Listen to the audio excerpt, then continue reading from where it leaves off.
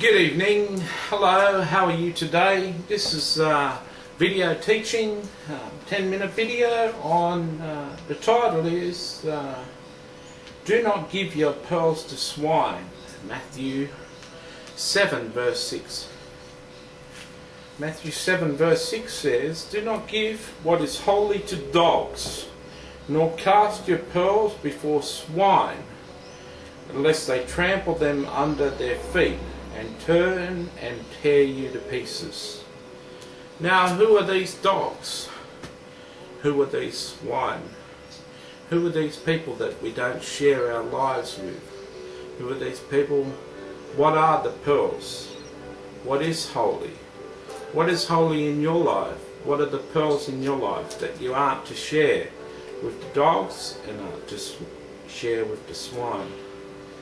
Now, swine flu is something popular in the world. He's not talking about swine flu. He's talking about something precious. Now I'll share with you something that is an example of sharing your pearls before swine.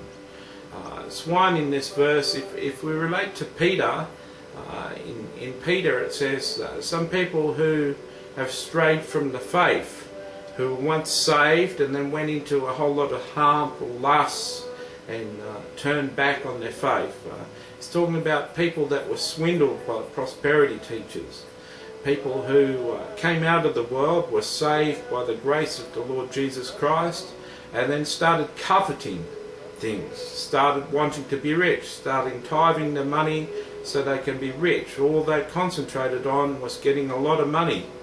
And some of them achieved the money and started spending money and had a lavish lifestyle. They were friends of the world, James says. You cannot be friends of the world and friends of God at the same time.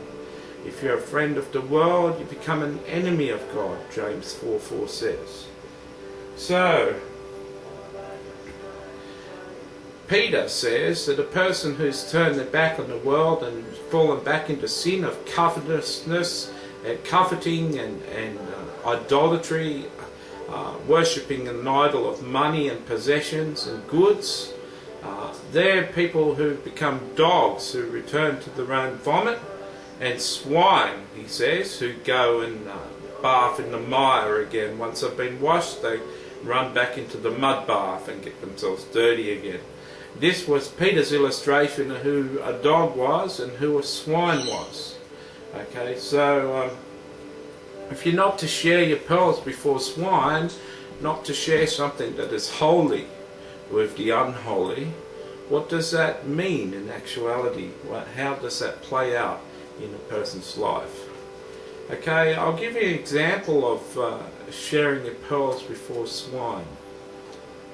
One day I was at a beach, and I was talking to Jesus back and forth in my mind, and I asked him as I was walking out of the beach, where was he? He said, I'm just beyond the breakers, Matthew. And I grew up in a fishing town on the beach and knew that after dusk at night it's quite dangerous to go swimming, because a lot of the times the sharks, they swim just beyond the breakers, just beyond where the waves are breaking, and young fish sort of dart through the waves, getting away from the smashing wave, and the sharks grab them as they come through. So when Jesus said he was just beyond the breakers, I was so in love, so enraptured with him, that I went to take a step, and just as I stepped, the water just pushed back about 100 feet, 150 feet. Sometimes the tide comes in and out, and sometimes it just sweeps right back.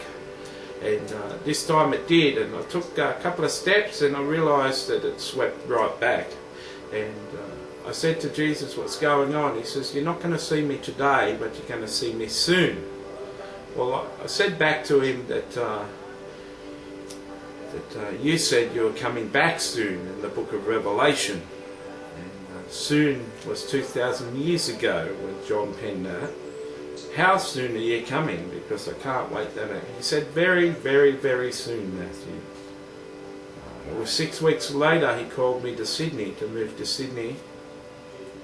6 weeks later I met a homeless man that in many ways confirmed that he was Jesus Christ in the flesh. He did a few signs in the McDonald's in Sydney, in George Street. He did a few signs that proved that he was Jesus Christ, including disappearing into thin air at the end of the conversation. Now I share that as an example of casting your pearl before swine. Okay, that's not a story I share with everybody because people will laugh at you. A lot of Christians will just get a knife and a dagger. Now, a lot will say, that just didn't happen, you're delusional. You're out of your mind. Others will say, you met a demon. The homeless person wasn't Jesus. Or if he was an entity, he was a bad entity. You're out of your mind thinking that you met Jesus Christ. Now, this is what Jesus is saying. Don't share those things that are close to your chest with people that aren't well trusted and well proven friends of yours. Don't share the really righteous insights that you get in the Bible with Christians that are lukewarm, Christians that are doing nothing, religious Christians, Christians full of rules, Christians that are only Sunday Christians. If you get great insights into the Bible, only share that with people that are really pressing into Jesus, really going places and doing things. You know, sharing some insights with people will just cause you more trouble than what it's worth. And that's what Jesus is talking about. You notice he said he shared the parables to just keep information from certain people, and only certain people were instructed by the parables and could understand the parables. Jesus was the same. You know, people think that the Sermon on the Mount is some impossible standard that you can't live up to, but Jesus would have never preached it like that if it wasn't possible. Now you can share your pearl before swine, like an example that I've shared with you, or the many times I've walked with angels. You can share it with people, but it'll come against you. It'll come and attack you. People will talk behind your back. You know, that crazy Matthew, he thinks he met Jesus in the flesh. I didn't often share it with many people until I'd met a couple of other people who've met Jesus in the flesh and conversed with Jesus in the flesh. And now some may be calling me a false prophet now, and that's just an example of one of the pearls that I've got. There's many precious pearls that I've got, but that's just one of them. So Jesus is giving advice here. He's given tips here. He's given his secrets, the things to act as a Christian, as a believer.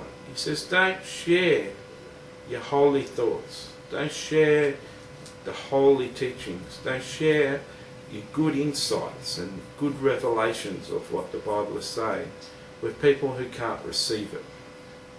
You'll remember he called the woman a dog that from the other culture who wanted her child healed. He says, should I give the children's bread to the dogs? In that he was saying she wasn't even a believer, so why should he bother? And she went on to say even the dogs get the crumbs from their master's table. And he said, I haven't seen greater faith in Israel. And he says, your daughter's healed. So be careful of who you share your information with. Be careful with what you share. Now, you can ignore this advice. I've ignored it in the past. I've shared stuff. I'm just such a happy guy. I sort of like to share things. But Jesus says not to.